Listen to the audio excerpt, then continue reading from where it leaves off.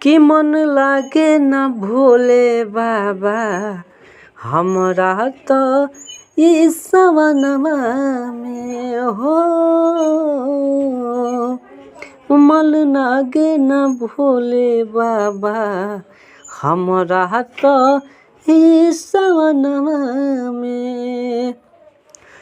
डोलिया चढ़े चल गइली दिलवा के कुचल गइली पिया के भवनवा में। मन लागे न भोले बाबा हमरा तो ई सवनवा में। मन लागे न भोले बाबा हमरा तो ई सवनवा में। दिलवा के कुचल गइली डोलिया चढ़ी चल गइली पिया के भवनवा में।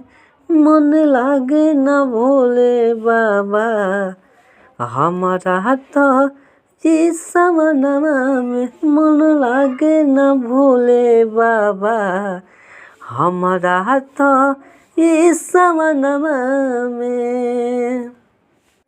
तो भैया अच्छा लगे एक सॉन्ग तो चैनल को सब्सक्राइब करें और साथ में बेल आइकन घंटी दबा दें ताकि जो भी आप लोगों के पास सबसे पहले वीडियो पहुंचेगा। तो भैया आज के लिए इतना ही। जय हिंद जय हिंद जय हिंद जय भारत।